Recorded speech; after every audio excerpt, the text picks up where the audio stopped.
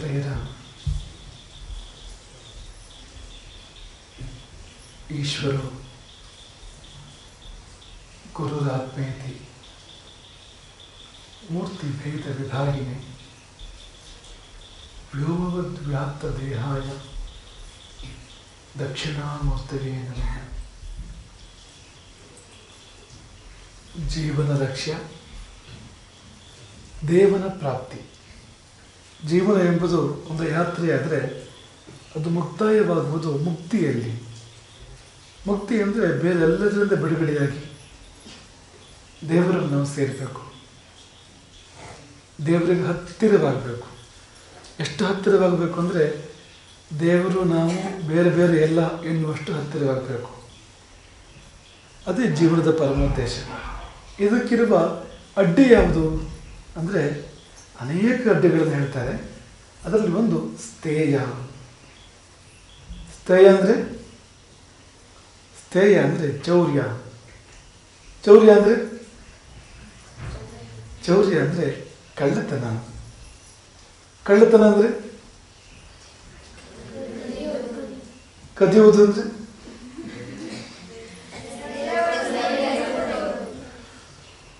ಬೇರೆಯವರ ವಸ್ತುವನ್ನು ಅವರ ಅನುಮತಿ ಇಲ್ಲದೆ ತೆಗೆದುಕೊಳ್ಳುವುದು. ಇನ್ನೊಬ್ಬರ ವಸ್ತು ಅಡ್ಡದಾರಿಯಲ್ಲಿ ನಮ್ಮದಾಗುವುದು. ಸರಿಯಾದ ದಾರಿಯಲ್ಲಿ ನಮ್ಮದಾದರೆ ಚೌರ್ಯ ಅಲ್ಲ. ಅದು ನೀವು ಅಂಗಡಿಯಿಂದ ಸಾಮಾನು ತಗೊಳ್ಳೋದಿಲ್ವಾ? ಚೌರ್ಯವಾದು.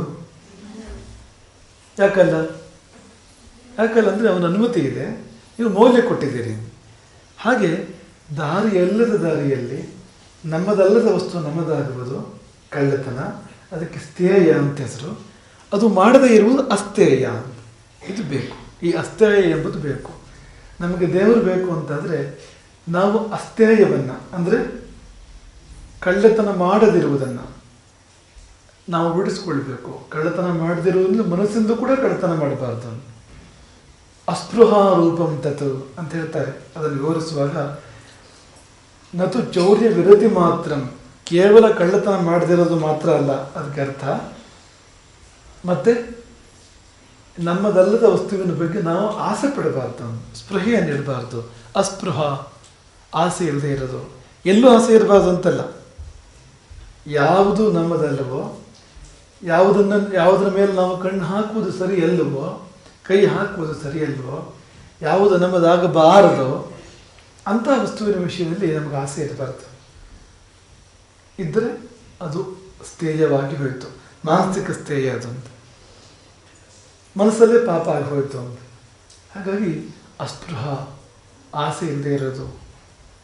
ಅನ್ಯರ ವಸ್ತುವಿನ ವಿಷಯದಲ್ಲಿ, ನಮಗೆ ನಮ್ಮದಲ್ಲದ ವಸ್ತುವಿನ ವಿಷಯದಲ್ಲಿ ನಮಗೆ ಆಸೆ ಇಲ್ಲದೆ ಇರೋದು, ಇದು ನಮಗೆ ದೇವರ ಹತ್ತಿರ ಆಗುವಂತೆ ಮಾಡ್ತದೆ. ಯಾಕೆ ನಾವು ಕಳ್ಳತನ ಮಾಡಬಾರ್ದು ಅಂದರೆ ಅದಕ್ಕೆ ಎಷ್ಟೋ ಕಾರಣಗಳಿದೆ. ಇವತ್ತೊಂಚೂರು ವಿಮರ್ಶೆ ಮಾಡೋಣ. ನೋಡಿ, ಈಗ ಮೊದಲೇ ನಮ್ಮ ಕಳ್ಳತನ ಆಗಿಬಿಟ್ಟಿದೆ ಅಂತ, ನಮ್ಮದೇ ಕಳ್ಳತನ ಆಗಿದೆ. ಒಪ್ತೀರಾ? ನಮ್ಮ ಕಳ್ಳತನ ಆಗೋಗಿದೆ ಅಂತ. ಈಗ ನೋಡಿ, ಸೀತೆಯನ್ನು ರಾವಣ ಅಪಹಾರ ಮಾಡಿದ. ಸೀತೆಯನ್ನಾದ್ರೆ ಇಡೀ ಸೀತೆಯನ್ನೇ ಅಪಹಾರ ಮಾಡಿದ ಅಲ್ವಾ? ಸೀತೆ ಒಂದು ಆಭರಣ ಅಪಹಾರ ಮಾಡಿದ್ನ, ಸೀತೆ ಮುಡಿದ ಒಂದು ಹೂವನ್ನು ಅಪಹಾರ ಮಾಡಿದ್ನ, ಸೀತೆ ಕುಳಿತುಕೊಳ್ಳೋ ಆಸನ ಅಪಹಾರ ಮಾಡಿದ್ನ, ಮತ್ತೆ ಸೀತೆಯ ಸ್ವರೂಪವನ್ನೇ ಅಪಹಾರ ಮಾಡಿದ. ಇಡೀ ಸೀತೆಯನ್ನೇ ಅಪಹಾರ ಮಾಡಿದ. ಅದರಿಂದ ಈಗ ರಾಮ ಸೀತೆ ಬೇರೆಯಾದರು, ಸೀತೆಗೆ ರಾಮ ದೂರ ಆದ, ಸೀತೆಗೆ ನಿರಂತರ ದುಃಖ. ಮತ್ತೆ ರಾಮನನ್ನು ಪಡ್ಕೊಳ್ಬೇಕಾದ್ರೆ ಎಷ್ಟು ಕಷ್ಟ ಆಯಿತು ನೋಡಿ. ಹಾಗೆ ರಾವಣ ಅಂದರೆ ಈಗ ಮಾಯೆಯೇ ರಾವಣ ಅಂತ. ಮಾಯೆಯೇ ರಾವಣ. ಈ ಮಾಯಾ ರೂಪದ ರಾವಣ ನಮ್ಮನ್ನೇ, ನಮ್ಮ ಆತ್ಮವನ್ನೇ ಅಪಹಾರ ಮಾಡಿಬಿಟ್ಟಿದ್ದಾನೆ. ಮನಸ್ಸಿಗೆ ಬಂತ?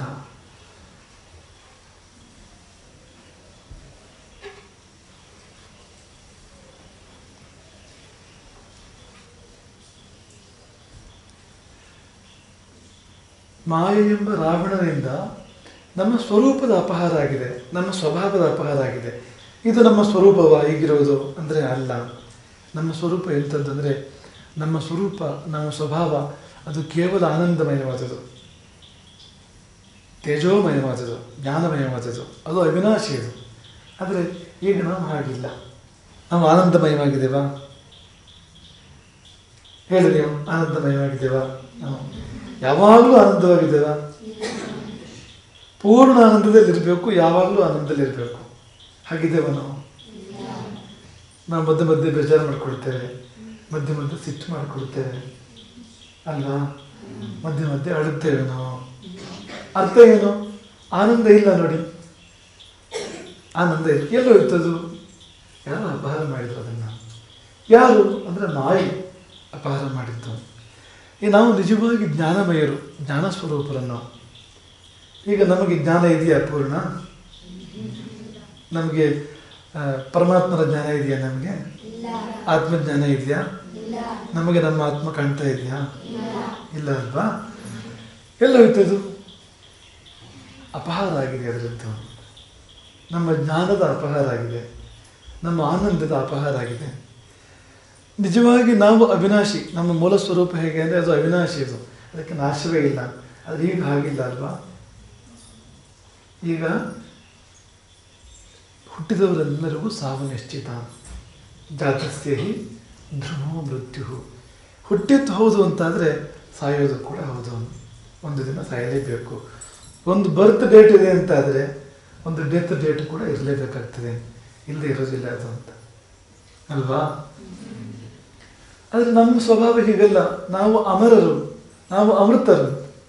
ನಾವು ಮೃತರಲ್ಲ, ನಾವು ಅಮೃತರು. ಎಲ್ಲೋಯ್ತು ಅಮೃತತ್ವ? ಅಪಹಾರ ಆಗಿದೆ. ಸೀತೆಯನ್ನು ರಾವಣ ಅಪಹಾರ ಮಾಡಿದ ಹಾಗೆ ಮಾಯೆ ಬಂದು ನಮ್ಮ ಸ್ವರೂಪವನ್ನೇ ಅಪಹಾರ ಮಾಡಿಬಿಟ್ಟಿದೆ, ನಮ್ಮ ಸ್ವಭಾವವನ್ನೇ ಅಪಹಾರ ಮಾಡಿಬಿಟ್ಟಿದೆ. ಈಗ ನಾವು ಹೋರಾಡ್ತಾ ಇರೋದು ಆ ಮಾಯೆ ವಿರುದ್ಧ ಹೋರಾಡಿ ನಮ್ಮ ಸ್ವರೂಪವನ್ನು ಮರಳಿ ಪಡೆಯುವ ಪ್ರಯತ್ನ ನಾವು ಮಾಡೋದು. ಅದಕ್ಕೆ ಸಾಧನೆ ಅಂತ ಹೆಸರು. ನಾವು ನಿಜವಾಗಿ ಏನೋ ಅದಾಗಲಿಕ್ಕೆ ಪ್ರಯತ್ನ ಮಾಡೋದು. ಈಗ ನಾವು ಏನೇನೋ ಆಗ್ಬಿಟ್ಟಿದೆ, ನಿಜವಾಗಿ ಏನೋ ಅದೊಂದನ್ನು ಬಿಟ್ಟು ಮತ್ತೇನೇನೋ ಆಗ್ಬಿಟ್ಟಿದೆ ನಾವು. ಇದ್ಯಾವುದು ನಾವಲ್ಲ ಅಲ್ವಾ? ಈಗ ನಾವು ಮನುಷ್ಯರು, ಭಾರತೀಯರು, ಇನ್ನೂ ಏನೇನೋ ಇದೆ ಅಲ್ವಾ? ಇಂಥ ತಂದೆ ತಾಯಿ ಮಕ್ಕಳು, ಇಂಥ ಹೆಸರು ನಮ್ಮದು. ಆದರೆ ಇದೆಲ್ಲಕ್ಕೂ ಮೀರಿದ ಆತ್ಮವೇ ನಾವು. ಇದೆಲ್ಲ ಆಮೇಲೆ ಬಂದು ಸೇರಿದ್ದು. ಇದು ನಾನಲ್ಲ, ನನ್ನದಲ್ಲ. ಈ ದೇಹ ನನ್ನದಲ್ಲ, ಈ ಮನಸ್ಸು ನನ್ನದಲ್ಲ, ಇಂದ್ರಿಯಗಳು ನನ್ನದಲ್ಲ. ಇದೆಲ್ಲವನ್ನು ಮೀರಿದ, ಇದೆಲ್ಲಕ್ಕೂ ಅತೀತವಾದ ಆತ್ಮ ನಾನು. ಅದು ಕಳೆದು ಹೋಗಿದೆಯಲ್ಲ, ಕಳೆದು ಹೋಗಿದ್ದಲ್ಲ, ಕದ್ಕೊಂಡು ಹೋಗಿದ್ದಾರಲ್ಲ. ಮರಳಿ ಪಡೆಯುವ ಪ್ರಯತ್ನ. ಸಾಧನೆ ಅಂದರೆ ಬೇರೆ ಏನೂ ಅಲ್ಲ. ಸಾಧನೆ ಅಂದರೆ ನಮ್ಮ ತನವನ್ನು ಮರಳಿ ಪಡೆಯುವ ಪ್ರಯತ್ನ, ನಮ್ಮ ಸ್ವರೂಪವನ್ನೇ ನಾವು ಕಂಡುಕೊಳ್ಳುವ ಒಂದು ಪ್ರಯತ್ನ.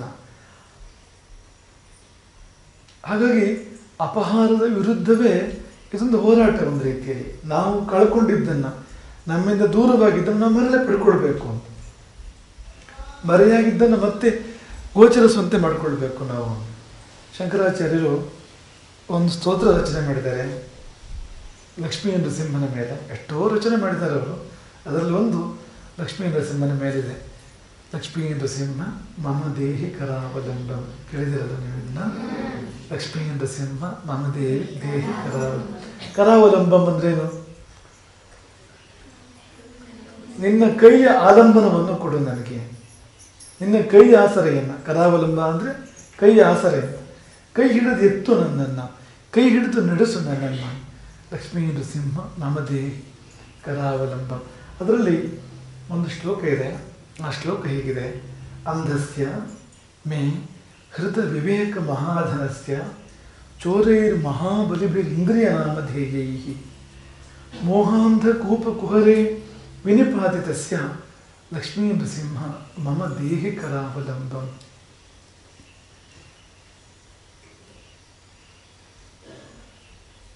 ಈ ಶ್ಲೋಕದಲ್ಲಿ ಶಂಕರರು ಏನು ಹೇಳ್ತಾರೆ ಅಂದರೆ, ನಮ್ಮ ಮಹಾಧನವು ಅಪಹಾರಗೊಂಡಿದೆ ಅಂತ. ಧನ ಅಲ್ಲ, ಮಹಾಧನ, ನಮ್ಮ ಮಹಾಸಂಪತ್ತು ಒಂದು ಅಪಹಾರಗೊಂಡಿದೆ. ಯಾವುದು ಮಹಾಸಂಪತ್ತು? ಅದು ವಿವೇಕ ಮಹಾಧನಸ್ಯ. ವಿವೇಕವೆಂಬ ಮಹಾಸಂಪತ್ತು. ವಿವೇಕಕ್ಕಿಂತ ದೊಡ್ಡ ಸಂಪತ್ತಿಲ್ಲ. ವಿವೇಕ ಒಂದಿದ್ರೆ ನಾವು ಜೀವನದಲ್ಲಿ ಸೋಲೋದೇ ಇಲ್ಲ. ವಿವೇಕ ಅಂದರೆ ಏನು? ಯಾವುದು ಸರಿ ಯಾವುದು ತಪ್ಪು ಅಂತ ನಮಗೆ ಗೊತ್ತಾಗೋದು. ಯಾವುದು ಒಳ್ಳೆಯದು, ಯಾವುದು ಕೆಡಕು, ಯಾವುದು ಹಿತ, ಯಾವುದು ಅಹಿತ, ಯಾವುದು ಬೇಕು, ಯಾವುದು ಬೇಡ, ಇದು ನಮಗೆ ಸರಿಯಾಗಿ ಅರ್ಥ ಆದರೆ ನಾವು ತಪ್ಪೇ ಮಾಡೋದಿಲ್ಲ ಜೀವನದಲ್ಲಿ. ತಪ್ಪು ಮಾಡದೇ ಇದ್ದರೆ ಮತ್ತೆ ನಮಗೆ ಕೆಟ್ಟದಾಗ್ತದ? ಕೆಟ್ಟದಾಗೋದಕ್ಕೆ ಸಾಧ್ಯ ಇಲ್ಲ ಅಂತ. ಈಗ ಈ ಪ್ರಪಂಚದಲ್ಲಿ ಎರಡೂ ಇದೆ, ಒಳಿತು ಇದೆ, ಕೆಡಕು ಇದೆ. ನಾವು ಆರಿಸ್ಕೊಳ್ಳೋದ್ರಲ್ಲಿರುವಂಥದ್ದು, ನಾವು ಒಳಿತನ್ನು ಆರಿಸ್ಕೊಳ್ಬೇಕು. ಆರಿಸ್ಕೊಂಡಾಗ ಎಲ್ಲ ಒಳಿತುಗಳ ಮೂಲವಾದ ಭಗವಂತನನ್ನೇ ಸೇರ್ತೇವೆ ನಾವು. ಅದಕ್ಕೆ ಇಲ್ಲಿರುವ ಒಳಿತನ್ನು ಅವನ ಪ್ರತಿನಿಧಿ, ಇಲ್ಲಿರುವ ಒಳಿತು ಅನ್ನೋದು ಅವನ ಅಂಶಗಳು ಅಷ್ಟೇ. ಅದೇ ಈ ಸೃಷ್ಟಿಯಲ್ಲಿದೆ, ಈ ಪ್ರಪಂಚದಲ್ಲಿದೆ. ಅದನ್ನು ಆಶ್ರಯಿಸಿದಾಗ ಅದರ ಮೂಲಕವಾಗಿ ನಾವು ಅವನನ್ನು ಸೇರ್ಬೋದು. ಆದರೆ ಏನಾಗ್ತದೆ ಅಂದರೆ ನಾವು ಕೆಡುಕನ್ನು ಆರಿಸ್ಕೊಂಡ್ಬಿಡ್ತೇವೆ. ಅದಕ್ಕೆ ವಿವೇಕ ಬೇಕು. ಆ ವಿವೇಕವೇ ಅಪಹಾರಗೊಂಡಿದೆ ಅಂತ ಹೇಳ್ತಾರೆ ಶಂಕರಾಚಾರ್ಯರು. ಹೃತ ವಿವೇಕ ಮಹಾಧನಸ್ಯ, ವಿವೇಕವೆಂಬ ಮಹಾಧನ ಹೃತವಾಗಿ ಹೋಯಿತು, ಅದರ ಅಪಹರಣವಾಗಿ ಹೋಯಿತು. ಯಾರು ಕದ್ದವರು? ಕದ್ದವ್ರು ಯಾರು? ನಾನಲ್ಲ ಅಂತ ಹೇಳ್ಬೇಡಿ. ಮತ್ತೆ ಶಿವನ ಧನಸ್ಸು ಬರೋದು ಯಾರು ಅಂದರೆ ನಾನಲ್ಲ ಅಂದ್ರಂತೆ ಎಲ್ಲರೂ. ಹಂಗಲ್ಲ. ಕದ್ದಿದ್ದು ಯಾರು ಅಂದರೆ ಶಂಕರರು ಹೇಳ್ತಾರೆ, ಇಂದ್ರಿಯ ನಾಮಧೇಯೈ, ಇಂದ್ರಿಯಗಳೇ ಕದ್ದವು ವಿವೇಕವನ್ನು. ನಮ್ಮ ಕಣ್ಣು ಕಿವಿಗಳೇ ವಿವೇಕವನ್ನು ಕದ್ದವು. ಚೋರೈಹಿ ಮಹಾಬಲಿಭಿ ಇಂದ್ರಿಯ ನಾಮಧೇಯೈ, ಇಂದ್ರಿಯಗಳೆಂಬ ಚೋರರು. ಬಹಳ ಶಕ್ತಿ ಇದೆ ಅಂತ ಅವಳಿಗೆ, ಇಂದ್ರಿಯಗಳಿಗೆ ಅಲ್ವಾ? ನಮಗೆ ಅದನ್ನು ನೋಡಬೇಕು ಅಂತ ಅನ್ಸಿದ್ರೆ ನೋಡದೇ ಇರೋಕ್ಕಾಗ್ತದೆ. ನಮಗೆ ಕೇಳೋದೇ ಇಲ್ಲ ಕಣ್ಣು ಅಂತ, ನೋಡುವ ಹಾಗೆ ಮಾಡಿಬಿಡ್ತದೆ ಅಂತ.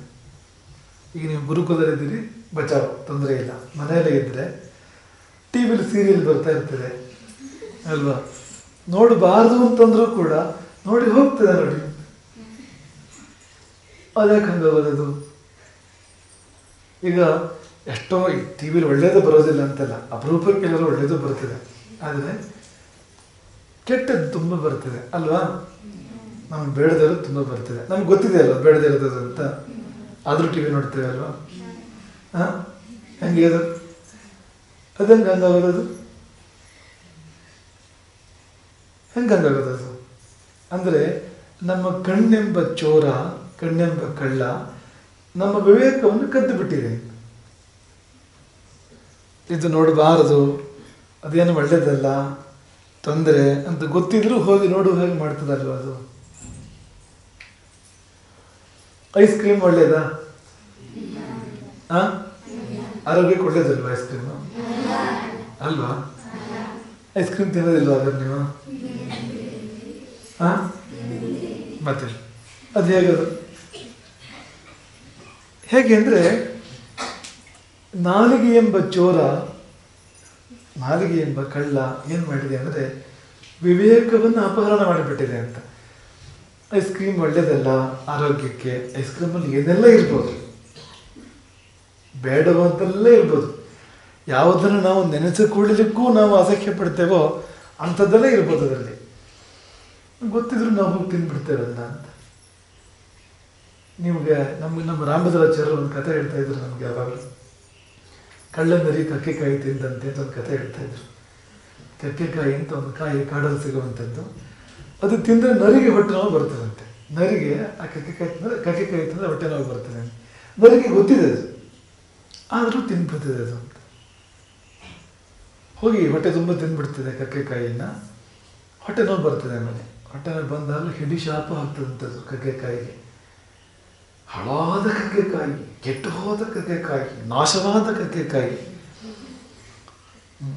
ಇದು ದೆವ್ವ ಅದು ಅಂತ. ಯಾಕೆ ಅದು ಹೊಟ್ಟೆ ನೋವು ತರಿತು ನನಗೆ ಅಂತ. ಇನ್ನು ಮಾತ್ರ ಕಕ್ಕೆಕಾಯಿ ನಾನು ತಿನ್ನೋದಿಲ್ಲ ಮಾತ್ರ ಅಲ್ಲ, ಆ ಕಕ್ಕೆಕಾಯಿ ಮರದ ಹತ್ತಿರ ಹೋಗೋದೇ ಇಲ್ಲ ಅಂತ. ಹೋಗೋದಿಲ್ಲ ಮಾತ್ರ ಅಲ್ಲ, ಆ ಕಡೆ ತಲೆ ಹಾಕಿ ಮಲಗೋದಿಲ್ಲ ಅಂತ, ಆ ಕಡೆ ತಿರುಗಿ ನೋಡೋದಿಲ್ಲ ಅಂತ. ಹೀಗೆಲ್ಲ ಪ್ರತಿಜ್ಞೆಗಳನ್ನು ಮಾಡ್ತದಂಥದ್ದು. ಆದರೆ ಆ ಹೊಟ್ಟೆ ನೋವು ಸ್ವಲ್ಪ ಕಡಿಮೆ ಆದಮೇಲೆ, ಹೊಟ್ಟೆ ಸ್ವಲ್ಪ ಭಾರ ಇಳಿದ ಮೇಲೆ, ಹಸಿವಾದ ಮೇಲೆ ಅದು ಅಂದ್ಕೊಳ್ತದೆ. ಅದಕ್ಕೆ ಕಕ್ಕೆಕಾಯಿ ನೆನಪಾಗ್ತದೆ, ಜೋರು ನೆನಪಾಗ್ತದೆ. ಆಗ ಅಂದ್ಕೊಳ್ತದೆ, ಅದು ನೆನಪು ಮಾಡ್ಕೊಂಡ್ರೆ ಹೊಟ್ಟೆ ನೋವು ಬರೋದಿಲ್ಲ. ಬರ್ತದಾ? ಕಕ್ಕೆಕಾಯಿ ನೆನಪು ಮಾಡ್ಕೊಂಡು ಹೊಟ್ಟೆ ನೋವು ಬರ್ತದಾ? ನೆನಪು ಮಾಡ್ಕೊಂಡ್ರೆ ಆಯ್ತು ಅಂದರೆ ಆಮೇಲೆ ಒಂಚೂರು ಮುಂದೆ ಹೋಗಿ ಆ ಕಡೆ ತಿರುಗಿದಷ್ಟಕ್ಕೆ ಹೊಟ್ಟೆ ನೋವು ಬರ್ತದ? ಇಲ್ಲ ಅಲ್ವಾ? ಆ ಕಡೆ ತಿರುಗಿ ನೋಡ್ತಂತೆ, ಕೈ ಇರುವ ಕಡೆಗೆ ಆಸೆಯಿಂದ ನೋಡ್ತಂತ, ಹೊಟ್ಟೆ ನೋವೇನು ಬಂದಿಲ್ಲ. ಆಮೇಲೆ ಸುತ್ತಮುತ್ತ ಹೋದ್ರೆ ಹೊಟ್ಟೆ ನೋವು ಬರೋದಿಲ್ಲ ಅಲ್ವಾ? ಬರ್ತದ? ಸುತ್ತಮುತ್ತ ಓಡಾಡಿದ ಹೊಟ್ಟೆ ಹತ್ರ ಹೋಯ್ತಂತೆ ಹಾಗೆ. ಆಮೇಲೆ ಮರದ ಕೆಳಗೆ ಹೋಯ್ತಂತೆ, ಯಾಕೆಂದ್ರೆ ಮರದ ಕೆಳಗೆ ಹೋದ ಮಾತ್ರಕ್ಕೆ ಹೊಟ್ಟೆ ನೋವು ಬರ್ತದ? ಇಲ್ಲ ಅಲ್ವಾ? ಆಮೇಲೆ ಒಂಚೂರು ಮುಂದೆ ಹೋಗಿ ಅದು ಲಿಮಿಟಲ್ಲಿ ಇದ್ರೆ ಹೊಟ್ಟೆ ನೋವು ಬರೋದಿಲ್ಲ ಅಂತ. ಕಟ್ಟಿಕಾಯಿನ ಲಿಮಿಟಲ್ಲಿ ತಿಂದರೆ, ಸ್ವಲ್ಪ ತಿಂದರೆ ಹೊಟ್ಟೆ ನೋವು ಬರ್ತದ? ಸ್ವಲ್ಪ ತಿಂದರೆ ಯಾವುದಾದ್ರೂ ಅದರ ಲಿಮಿಟಲ್ಲಿದ್ದರೆ, ಅದರ ಮಿತಿಯಲ್ಲಿದ್ದರೆ ತೊಂದರೆ ಮಾಡೋದಿಲ್ಲ. ಹಾಗೆ ಕಕ್ಕೆಕಾಯಿ ಕೂಡ ತೊಂದರೆ, ಅದೆಲ್ಲ ಸರಿ ಉಂಟು ಅದು ಹೇಳಿದ್ದು, ಆದರೆ ಅಲ್ಲಿಗೆ ನಿಂತರೆ ಸರಿ ಅದು ಅಂತ. ಹಾಗೆ ತಿನ್ನೋಕೆ ಶುರು ಮಾಡ್ತು. ಆಮೇಲೆ ಲೆಕ್ಕ ತಪ್ಪೋಯ್ತು. ಎಷ್ಟಾಯಿತು ಅಂತಲೇ ಗೊತ್ತಾಗಿರಲಿಲ್ಲ, ಏನಾಯಿತು ಅಂತಲೇ ಗೊತ್ತಾಗಿರಲಿಲ್ಲ. ಮತ್ತೆ ಗೊತ್ತಾಗಿದ್ದು ಯಾವಾಗ, ಎಚ್ಚರಾಗಿದ್ದು ಯಾವಾಗ? ಹೊಟ್ಟೆನ್ನು ಈಗ ಶಾಪ ಆಗೋಕೆ ಶುರು ಮಾಡ್ತಂತೆ. ಮತ್ತೆ ಹಾಳಾದ ಕಕ್ಕೆಕಾಯಿ, ನಾಶವಾದ ಕಕ್ಕೆಕಾಯಿ, ಅದನ್ನು ಬೈಯಕ್ಕೆ ಶುರು ಮಾಡ್ತಂತೆ. ಏನು ಪ್ರಯೋಜನ ಹೇಳಿ? ಇಲ್ಲಿ ನೋಡಿ, ಅದಕ್ಕೆ ಗೊತ್ತಿದೆ ಕಕ್ಕೆಕಾಯಿಯಿಂದ ಹೊಟ್ಟೆ ನೋವು ಬರ್ತದೆ ಅಂತ.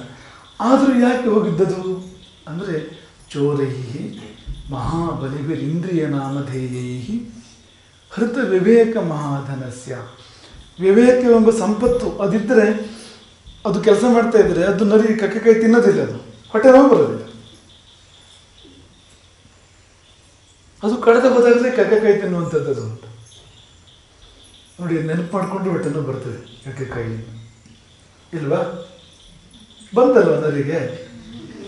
ನೆನಪಿಂದಾಗಿ ಆ ಕಡೆ ತಿರುಗಿ ನೋಡಿತ್ತು, ತಿರುಗಿ ನೋಡಿದ್ರಿಂದ ಆ ಕಡೆ ಹೋಯ್ತು, ಆ ಕಡೆ ಹೋಗಿದ್ರಿಂದ ಮರದ ಹತ್ರ ಹೋಯ್ತು, ಅಲ್ಲಿ ಹೋಗಿದ್ರಿಂದ ಕಕ್ಕೆಕಾಯಿ ಕಾಣಿಸ್ತು, ಪರಿಮಳ ಬಂತು ಅದರಿಂದ. ಆಮೇಲೆ ಸ್ವಲ್ಪ ತಿಂತು. ಇದಕ್ಕೆಲ್ಲ ಬುಡ ಯಾವುದು? ನೆನಪು ತಾನೇ ಇದ್ರಿತ್ತು. ಕಕ್ಕೆಕಾಯಿ ನೆನಪಾಗದೆ ಹೋದರೆ ಹೋಗ್ತಿತ್ತು, ಅದು ತಿಂತಿತ್ತ ಅದರಿಂದ. ಹಾಗಾಗಿ ವಿವೇಕವನ್ನು ಕಳ್ಕೊಳ್ಬಾರ್ದು. ವಿವೇಕವನ್ನು ಕದಿಯೋರು ಇರ್ತಾರೆ, ಅವರು ಒಳಗೆ ಇರ್ತಾರೆ ಕಳ್ಳರು, ಹೊರಗಿನ ಕಳ್ಳರಲ್ಲ. ನಮ್ಮ ಒಳಗೆ ಇರುವ ನಮ್ಮ ಇಂದ್ರಿಯಗಳು ನಮ್ಮ ವಿವೇಕವನ್ನು ಅಪಹಾರ ಮಾಡಿಬಿಡ್ತವೆ. ಹಾಗಾಗಿ ಅವನು ಸಕ್ಕರೆ ಕಾಯಿಲೆ ಇದೆ, ಆದರೆ ಅವನು ಜಿಲೇಬಿ ತಿಂದ್ಬಿಡ್ತಾನೆ. ನಾಳೆ 2 ಮಾತ್ರ ಜಾಸ್ತಿ ತಗೊಂಡ್ರೆ ಆಯಿತು ಅಂತ ಅಂದ್ಕೊಳ್ತಾನೆ, ತಿನ್ನೋ ಹೊತ್ತಿಗೆ ಅಂತ ಅವನು. ಹೃತ ವಿವೇಕ ಮಹಾಧನಸ್ಯ.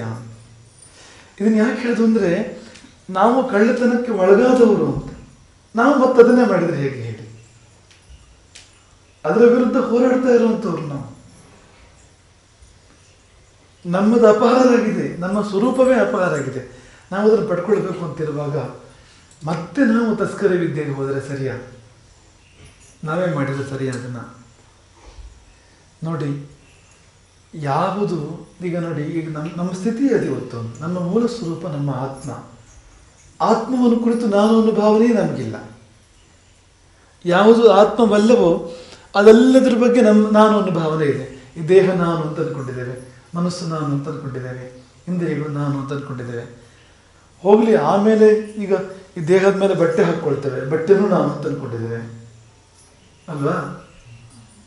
ಮನೆ ಇದೆ, ಅದು ನಾನು ಅಂತ ಅಂದ್ಕೊಂಡಿದ್ದೇವೆ, ಜಮೀನಿದೆ, ಅದು ನಾನು ಅಂತ ಅಂದ್ಕೊಂಡಿದ್ದೇವೆ.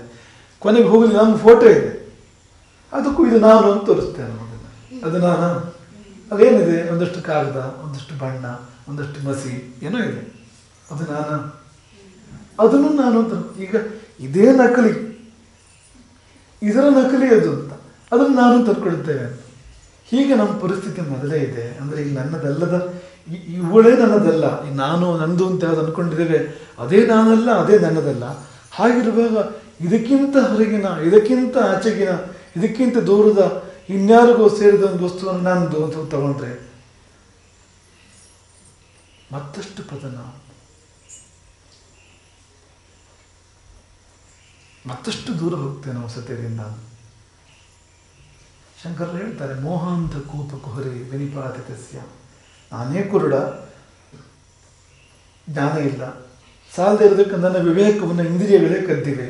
ನಮ್ಮ ಕಣ್ಣು ಮನಸ್ಸುಗಳೇ ನಮಗೆ ಸಟೆ ಪೇಳುವಡೆ ನೆಮ್ಮುವುದ ದಾರನು ಅಂತ ಪರಿಸ್ಥಿತಿ ಆಗಿಬಿಟ್ಟಿದೆ. ನಮ್ಮ ಕಣ್ಣು ಮನಸ್ಸು ನಮ್ಗೆ ಸುಳ್ಳು ಹೇಳ್ತಾ ಇದೆ. ಆಯ್ತಾ? ಇಷ್ಟರ ಮೇಲೆ ಮೋಹಾಂಧ ಕೂಪ ಕುಹರಿ ವಿನಿಪಾತಿತಸ್ಯ. ಮೋಹವೆಂಬ ಮರವೆಂಬ ಕೂಪ ಕುಹರದಲ್ಲಿ ಬಾವೆಯೊಳಗೆ ವಿನಿಪಾತಿತಸ್ಯ ಬಿದ್ದುಬಿಟ್ಟಿದೆ, ನಮ್ಮನ್ನು ಬೀಳಿಸ್ಬಿಟ್ಟಿದ್ದಾರೆ. ಈಗ ನಿನ್ನ ಕೈ ಆಸರ ಬೇಕು ನನಗೆ, ಮೇಲೆತ್ತು ನನ್ನನ್ನು ಅಂತ ಬಾವಿಯಿಂದ ಅಂತ ಲಕ್ಷ್ಮೀ ನರಸಿಂಹನಿಗೆ ನಮ್ಮ ಪರವಾಗಿ ಶಂಕರರು ಕೇಳೋದು. ಅವರೇನು ಬಾವಿಲಿಲ್ಲ, ಅವರು ಎಷ್ಟೋ ಮೇಲವರು, ಆದರೆ ನಮ್ಮ ಸ್ಥಾನಕ್ಕೆ ಬಂದು ನಮ್ಮ ಭಾವವನ್ನು ಆಶ್ರಯಿಸಿ ಪ್ರಾರ್ಥನೆ ಮಾಡ್ತಾರೆ ಅವರು ಲಕ್ಷ್ಮೀ ನರಸಿಂಹನಿಗೆ ಅಂತ. ಹೀಗೆಲ್ಲ ಆಗ್ಬಿಟ್ಟಿದ್ದೇನೆ. ಹಾಗಾಗಿ ಅದಾಗಲಿಕ್ಕೆ ಏನು ಕಾರಣ ಅಂದರೆ ನಮ್ಮಲ್ಲಿ ಒಂದು ಕಳ್ಳತನ ಆಗೋಗಿದೆ. ಹಾಗಾಗಿ ಆಗ ಏನಾಗಿದೆ ಅಂದರೆ ನಿಜವಾಗಿ ನಮ್ಮದು ಯಾವುದೋ ಅದನ್ನು ಮರೆತು ಅದನ್ನು ಕಳ್ಕೊಂಡು ಯಾವುದು ನಾವಲ್ವೋ ಯಾವುದು ನಮ್ಮದಲ್ವೋ ಅದರಲ್ಲಿ ನಾನು ನನ್ನದು ಅನ್ನೋ ಭಾವವನ್ನು ತಾಳಿದೆ ನಾವು. ಇನ್ನು ಇದಕ್ಕಿಂತ ದೂರ ಹೋಗೋದು ಬೇಡ. ಇದೇ ನಾನಲ್ಲ ನಂದಲ್ಲ ಅಂತ ಆದಮೇಲೆ ಪಕ್ಕದ ಮನೆ ನಂದು, ಅವನ ದುಡ್ಡು ನಂದು, ಅವನ ಜಮೀನು ನಂದು ಅಂತ ಹೋದರೆ ಆ ಭ್ರಂಶಕ್ಕೆ ಕೊನೆ ಇಲ್ಲ, ಮಿತಿ ಇಲ್ಲ. ಅದಕ್ಕೆ ಯಾವುದು ನನ್ನದಲ್ಲವೋ ಅದು ಎಂದೂ ನನ್ನದಲ್ಲ. ನನ್ನದಲ್ಲದ್ದು ನನಗೆ ಬಂದರೆ ಅದು ನನಗೆ ಒಳ್ಳೇದು ಮಾಡೋದಿಲ್ಲ ಅಲ್ವಾ? ಈಗ ಪಾಕಿಸ್ತಾನದವನೊಬ್ಬ ಭಾರತದೊಳಗೆ ಬಂದರೆ ನಮ್ಗೆ ಒಳ್ಳೇದು ಮಾಡ್ಬೋದು ಅವನು ಭಾರತಕ್ಕೆ?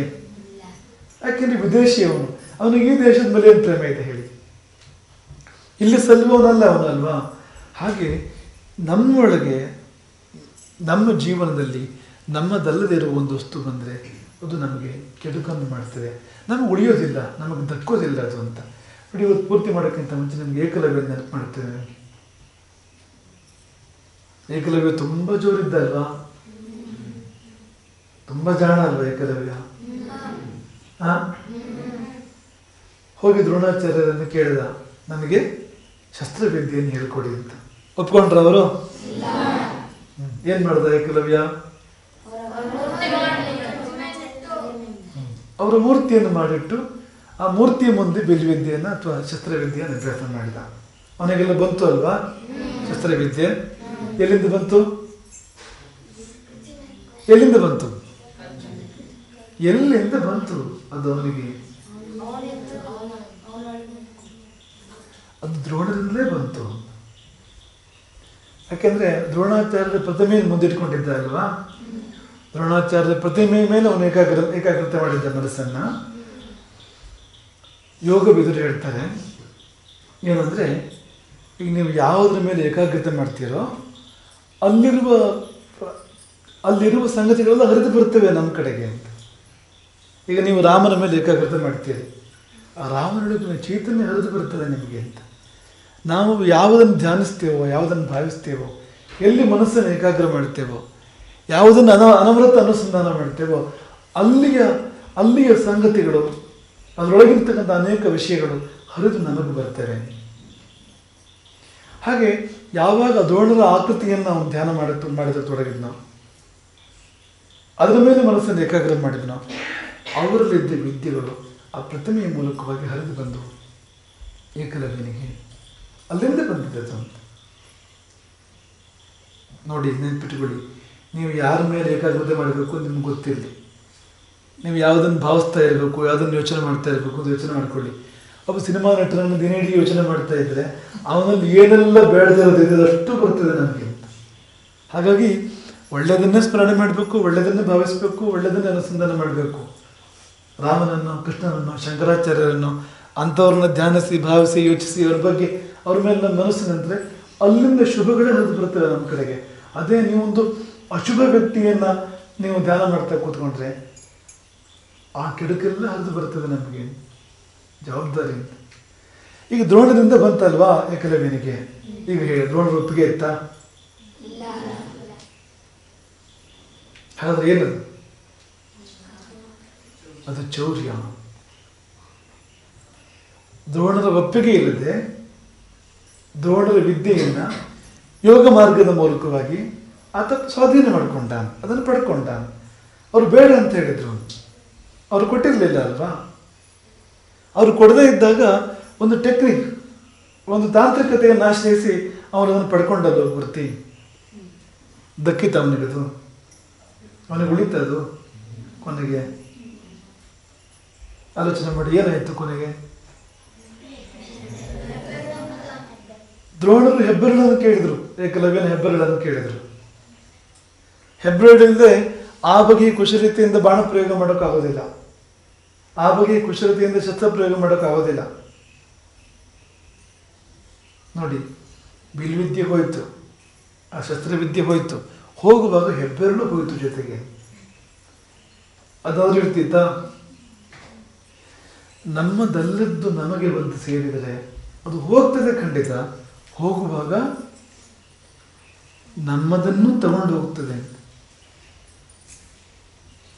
ನಮಗೂ ತೊಂದರೆ ಮಾಡಿ ಹೋಗ್ತದೆ. ಅದಕ್ಕೆ ನಾವು ಯಾವಾಗಲೂ ಉದಾಹರಣೆ ಕೊಡೋದು. ಸೀತೆಯನ್ನು ರಾವಣ ಅಪಹರಣ ಮಾಡಿದ ಅಲ್ವಾ? ಸೀತೆ ದಕ್ಕಿದಳ ರಾವಣನಿಗೆ ದಕ್ಕಿದಳ? ಹೋಗ್ಲಿ, ಅವರದ್ದಾರು ಉಳಿತ ಅವನಿಗೆ? ಸೀತೆಯನ್ನು ತರೋಕ್ಕಿಂತ ಮುಂಚೆ ಲಂಕೆ ಅವನದ್ದಾಗಿತ್ತು. ದೊಡ್ಡ ಸೈನ್ಯ ಇತ್ತು ಅವನ ಜೊತೆಯಲ್ಲಿ, ಮಕ್ಕಳಿದ್ರು, ಸಚಿವರಿದ್ರು, ದೊಡ್ಡ ಬಳಗ ಇತ್ತು ಅವನದು. ಅದೆಲ್ಲ ಉಳಿತ ಕೊನೆಗೆ? ಲಂಕೆಯನ್ನು ಬೆಂಕಿ ಹೆಚ್ಚಿ ಸುಡಲಾಯಿತು. ರಾವಣನ ಸೇನೆ ಸಂಹಾರ ಆಯಿತು, ಸರ್ವ ಸಂಹಾರ ಆಯಿತು. ಪ್ರಿಯ ಸಹೋದರ ವಿಭೀಷಣ ದೂರ ಆದ, ಉಳಿದ ಸಹೋದರರು ಹತರಾಗಿ ಹೋದರು, ಮಕ್ಕಳು ಹತರಾದರು ಅಲ್ವಾ? ಕೊನೆಗೆ ಹೋಗ್ಲಿ, ಅವನು ಪ್ರಾಣ ಆದರೂ ಉಳಿತ?